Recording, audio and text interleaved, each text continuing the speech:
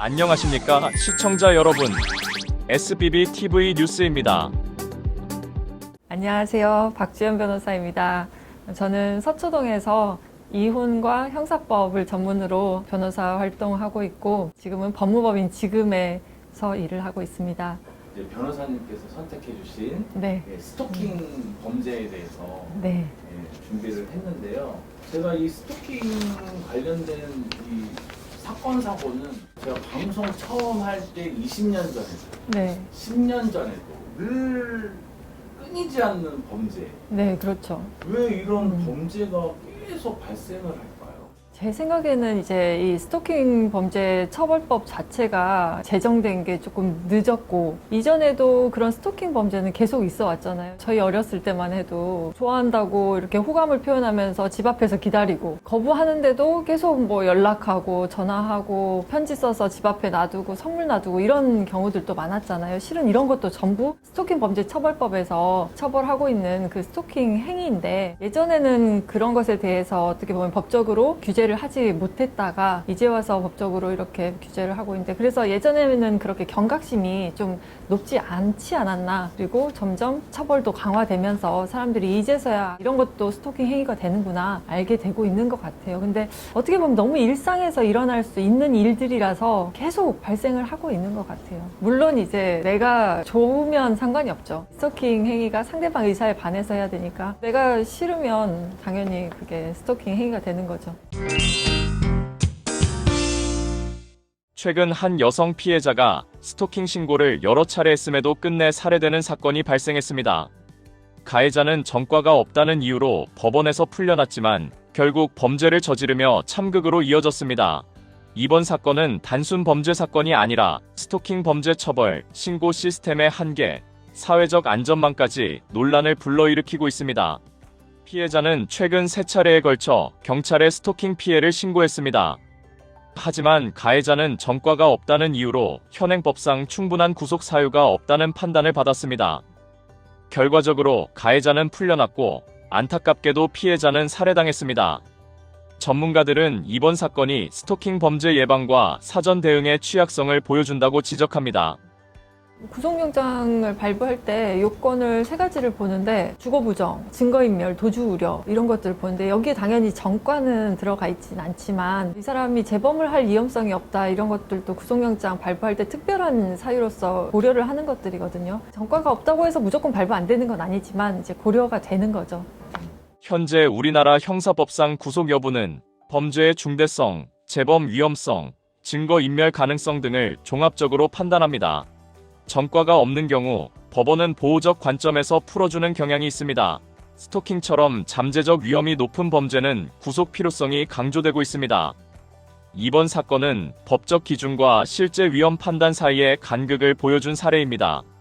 제 생각에는 영장 발부할 때 그 요건들을 전부 다 판단을 해보거든요. 주거부정, 증거인멸, 도주우려 여기에 더해서 재범 위험성, 피해자 보복 우려, 범죄 혐의 상당성 이런 것들을 전부 다 고려를 하는데 아마도 법원에서는 지속적 반복적이라는 것에 대한 일단 요건도 명확하지가 않아서 이게 스토킹 범죄가 맞나 이런 범죄 혐의 상당성에 관한 것도 고려를 했을 것 같고 그리고 뭐 전과가 없고 지역적인 그런 유대관계가 있어서 도망의 우려나 주거부정 이런 것도 충족이 되지 않고 피해자에 대한 위해 가능성, 보복 가능성 이런 부분을 봤을 때 아마 보복을 하진 않겠지라고 판단할 그런 사정들이 있었을 것 같아요. 그런 것들을 전부 다 고려해서 아마 판단을 했을 것인데 그런 사실관계상 그런 부분들이 부각되는 게 없지 않았을까 그런 생각이 들어요.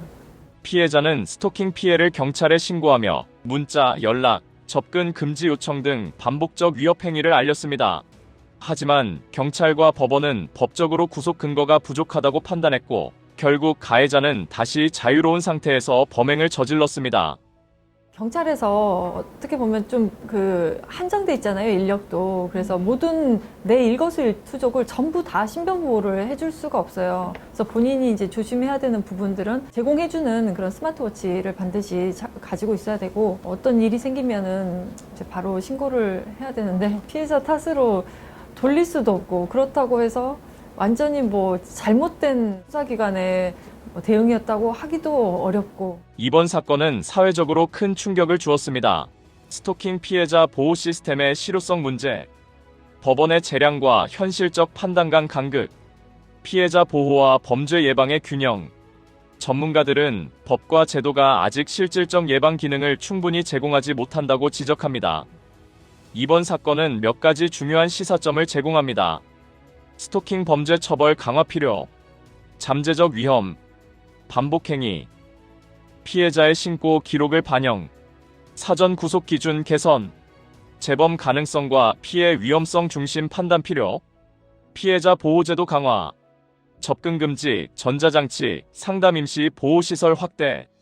법조계와 시민단체는 이러한 제도적 미비점을 사회적 논의로 이어가야 한다고 강조합니다.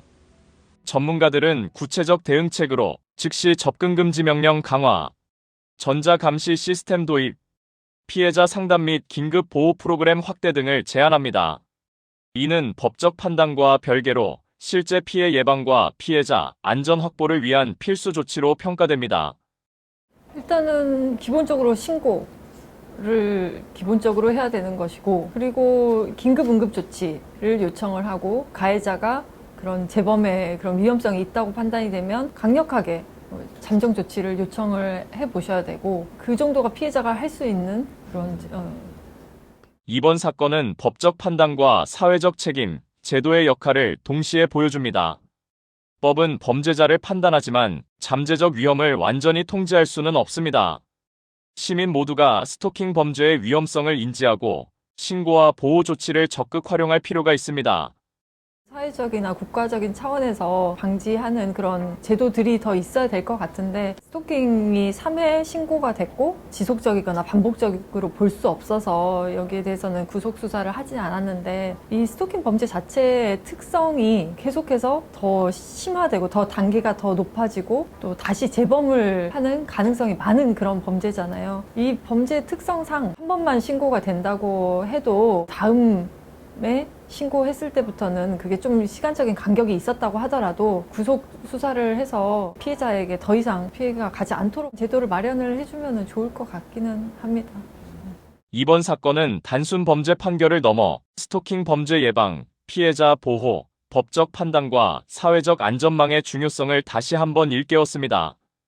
법과 제도가 현실적 위험을 얼마나 반영하고 있는지, 사회적 논의와 제도 개선이 긴급히 필요하다는 목소리가 커지고 있습니다.